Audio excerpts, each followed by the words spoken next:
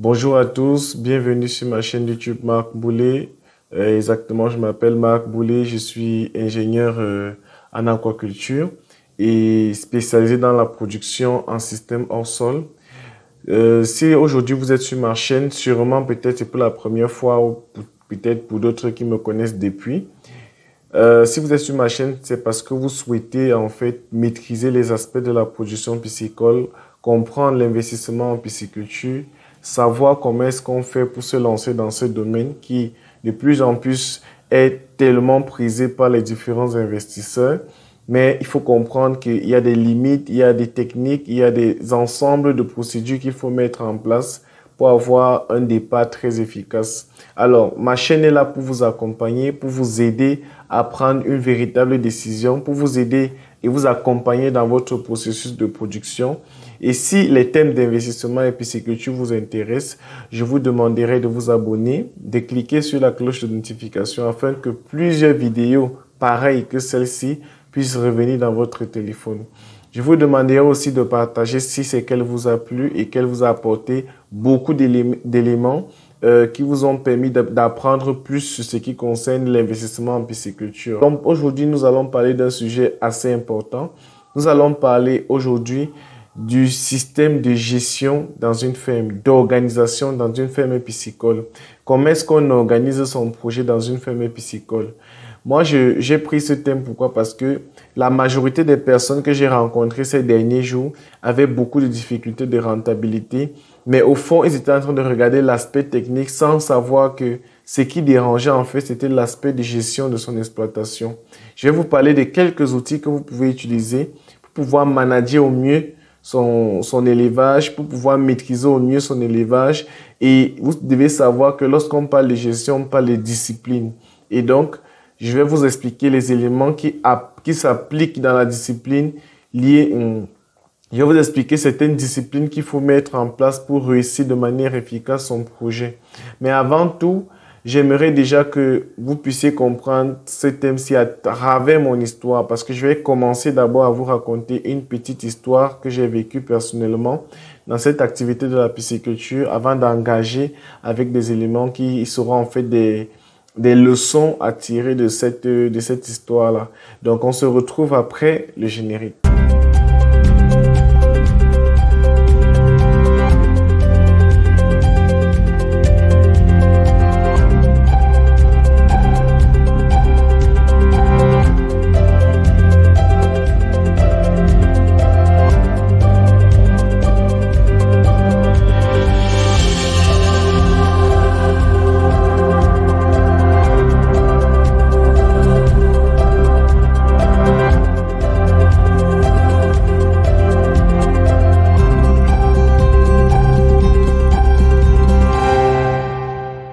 Aujourd'hui, nous allons parler, comme je vous disais à l'entame, d'un sujet assez important qui concerne l'organisation dans une entreprise piscicole ou bien les moyens de gestion dans une entreprise piscicole.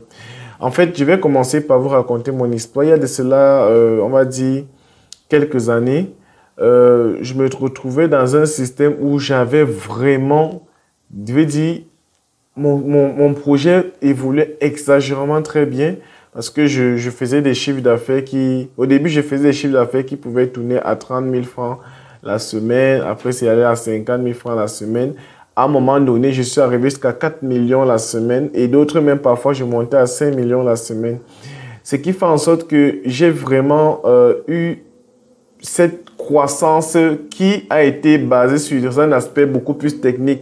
Donc, j'avais mis mes compétences techniques pour arriver à ce résultat. Mais le moment où j'ai changé, le moment où j'ai voulu créer une entreprise, à partir de là, il y a eu beaucoup de choses qui ont aussi changé. Ça a basculé toute ma vie. Je me suis retrouvé en train de perdre presque tout ce que je faisais seul, parce que j'étais seul. Et quand j'ai commencé à travailler avec les gens, je me suis rendu compte que je mélangeais en fait tout. Pourquoi? Parce qu'on travaille avec les gens quand on veut grandir. Donc, lorsqu'on veut faire un passage à l'échelle. Et donc, je voulais faire un passage à l'échelle. Et en ce moment-là, j'ai mal managé mon passage à l'échelle. C'est pour ça qu'il y a les entreprises qui forment et qui éduquent des entrepreneurs au passage à l'échelle. Parce que lorsque vous ne maîtrisez pas le passage à l'échelle, vous pouvez chuter extrêmement et je dis très très mal. Et moi, c'est ce qui m'est arrivé. J'ai fait un mauvais passage à l'échelle. Et vous savez, pour faire un bon passage à l'échelle, il faut être organisé. Donc, j'ai manqué d'organisation. J'ai manqué d'organisation. Pourquoi? Parce que je travaillais beaucoup plus seul.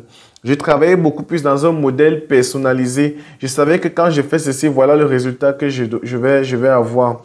Je savais que quand je fais telle chose, voilà le résultat que je devais avoir. Mais je n'avais pas pensé que le passage à l'échelle, j'avais juste fait une multiplication. Je me suis dit que bon, si je réussis à faire ça seul, ça veut dire que si je prends les personnes, si je prends les gens, je peux faire mieux.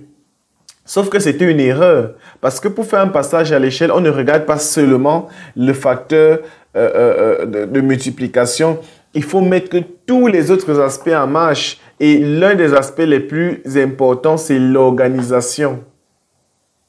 Lorsque je parle d'organisation, c'est quoi? C'est organiser les tâches, écrire les manuels de procédure, organiser les ventes, organiser le marché, organiser presque toute votre entreprise, le marketing de votre projet, organiser, mettre en place des indicateurs de performance qui vous permettent d'arriver à un certain niveau et aussi organiser les finances parce que si vous n'avez pas une véritable comptabilité, que ce soit une comptabilité analytique et financière, vous devez savoir que votre comptabilité doit être exactement comme ce que vous êtes en train de faire. Ça doit refléter exactement ce que vous êtes en train de faire. C'est à partir de votre comptabilité qu'on peut avoir une situation financière et on peut dire OK, dans les prévisions prochaines, voilà ce qu'on peut faire. Et lorsque je parle de l'organisation des tâches, comment est-ce que ça se passe? Dans une ancienne vidéo, je vous expliquais comment est-ce qu'on fait pour organiser les tâches. Il y a des logiciels qu'il faut utiliser. Il y a les logiciels qui vous permettent d'organiser les tâches de manière efficace, comme par exemple Notion, Airtable, Doliba et ainsi que Evernote. Je vous ai dit comment prendre des notes, comment organiser des tâches. Il y a des techniques pour ça. Organisez maintenant votre finance. Ça veut dire que les dépenses que vous étiez en train de faire seul ne seront plus seulement pour vous, ça va être multiplié. Plus vous prenez des personnes avec vous, plus vous avez des charges. Et plus vous avez des charges, plus votre argent diminue. Donc, le chiffre d'affaires que vous êtes en train de faire là ne va plus vraiment vous donner du bénéfice. Pourquoi? Parce que vous avez plus de charges. Donc, comme vous augmentez des charges, il faut aussi augmenter la charge de travail. Puisque la charge, les charges, c'est beaucoup plus des charges financières, mais la charge de travail doit aussi augmenter. Ça veut dire que les personnes qui travaillent avec vous doivent vous fournir un certain résultat. Mais s'il vous plaît, c'est là où il y a maintenant la faille. Parce que les personnes qui doivent vous fournir les résultats, si vous n'organisez pas leur boulot, surtout dans la pisciculture, si vous n'organisez pas leur boulot, surtout dans la pisciculture, vous allez créer des monstres, des personnes qui vont vous ramener vers le fond. Et quand je dis organiser leur boulot, c'est quoi? C'est que beaucoup sont formés.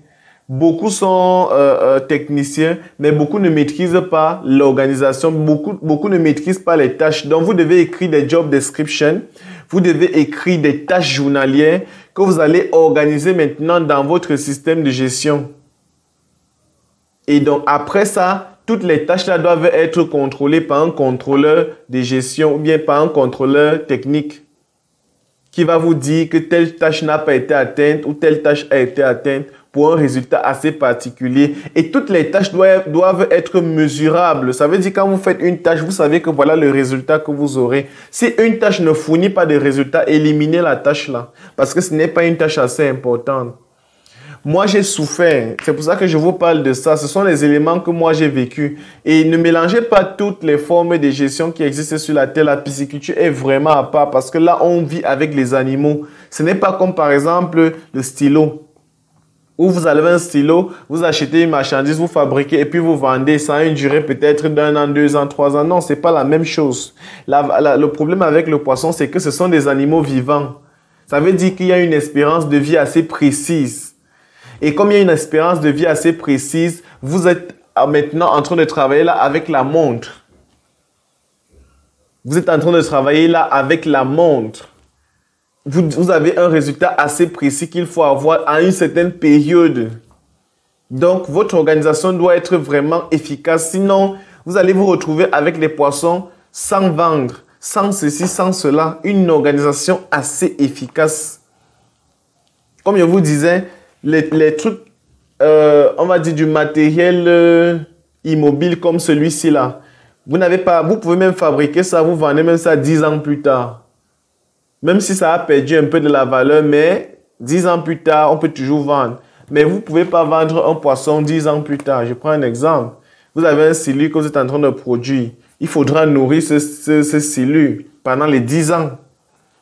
Si vous n'avez pas d'argent, vous allez faire comment? Si vous n'êtes pas organisé, vous allez faire comment? Donc, vous avez un temps assez précis. Si vous dites que vous allez faire 4 mois, organisez les tâches de telle manière que l'objectif vous ramène à 4 mois. Si vous avez des finances à dépenser, manipulez-les de telle manière que les finances là doivent vous ramener en fait à 4 mois. Si vous avez par exemple des personnes à recruter et que vous voulez faire peut-être des rotations par cycle, vous devez faire en sorte que les personnes recrutées puissent vous donner des résultats en 4 mois. Vous devez être extrêmement discipliné. Pourquoi? Parce que tout cela n'arrive pas. Puisqu'en cas d'erreur, vous voyez, en cas d'erreur, ça paye cash. Hein? En cas d'erreur, ça paye cash. Soit le poisson perd sa croissance et vous avez maintenant des poissons qui sont de mauvaise qualité. Et non seulement vous perdez en argent, vous perdez en temps et vous ne pouvez plus vendre. Soit maintenant, vous allez avoir des difficultés à pouvoir nourrir vos poissons de manière efficace. Pourquoi? Parce que vous n'avez pas bien planifié votre comptabilité passée. Donc, faites très, très attention. Et en ce qui concerne la discipline, il y a la discipline dans l'ordre financier. Il y a la discipline dans l'ordre des tâches. Il y a la discipline dans l'ordre de gestion. Donc, tout ça là, c'est une discipline et une discipline beaucoup plus personnelle parce que si vous n'êtes pas vous-même là, si vous n'êtes pas vous-même là pour suivre, c'est très, très compliqué. Moi, par exemple, pour pouvoir manager, j'ai créé des drives. Dans les drives, il y a plusieurs dossiers à l'intérieur desquels j'ai mis des documents assez précis qui concernent les différentes, à partir des logiciels que je vous ai expliqué dans le paravent. Et dans ces drives-là, chaque personne responsable d'une certaine situation que j'ai créé un dossier doit maintenant communiquer avec moi. La personne télécharge tout ce que le gars il a eu à faire dans le drive et moi je m'en vais regarder même si je suis dans n'importe quel pays. Même si je suis dans n'importe quel pays, je peux facilement suivre mon activité. Et s'il vous plaît, cette histoire est venue après avoir vécu des situations critiques. Vous ne pensez pas que je suis seulement resté sur une croissance. Il y a les moments où j'ai chuté, que je suis tombé, je me suis enroulé dans la farine. Vraiment, c'était grave. Donc, quand je vous explique les choses là, c'est un parcours personnel et j'aimerais que chacun puisse prendre en compte cela dans son processus de mise en place de projet. Et donc, avec ça, je suis sûr que ça va aller. Alors, j'espère que ce que je vous ai donné comme information vous a permis de mieux vous organiser, vous a permis de voir en fait la vision de votre projet, de savoir ce qui va vous manquer ou bien ceux qui se sont déjà lancés, de savoir ce qui vous manque. Une bonne gestion peut vous donner un bon résultat. Ne croyez pas que c'est toujours un problème technique, ça peut aussi être un problème de gestion. Donc, j'espère que la vidéo vous a plu et si elle vous a plu, je vous invite à vous abonner. Je vous invite à partager, je vous invite vraiment à aimer et on se retrouvera pour une prochaine vidéo à aimer. Et en parallèle, n'oubliez pas, j'ai lancé l'école de formation à Yaoundé. Je ne suis pas encore là, mais j'ai lancé l'école de formation à Yaoundé. La prochaine rentrée, c'est le 8 octobre 2022. Donc, la prochaine rentrée de 3 mois, c'est le 8. Vous allez voir le flyer s'afficher quelque part là. La prochaine rentrée, c'est le 8 octobre 2022. Dans cette formation, il y a 3 filières. Il y a entrepreneuriat aquacole, production piscicole et production en écloserie. Vous pouvez apprendre pendant 3 mois une filière ou bien toutes les filières si vous voulez. Ça vous permettra de pouvoir maîtriser le côté technique de votre projet et le côté entrepreneurial de votre projet. Donc, les filières sont lancées et nous lançons définitivement l'école le 25 juin. Donc, demain, lançons l'école le 25 juin 2022. Demain, donc les inscriptions vont commencer demain. À partir de demain, chaque semaine, il y a des formations qui seront parfois gratuites, parfois payantes, d'une journée qui vont vous permettre de pouvoir vous armer pour faire la grande formation pratique de 3 mois qui s'éteindra à partir du 8 octobre. Alors, on se dit donc à la prochaine pour une vidéo qui sera encore plus pratique et encore plus informative. J'espère qu'elle vous a plu. Si elle vous a plu, n'oubliez pas de laisser un like. Ciao!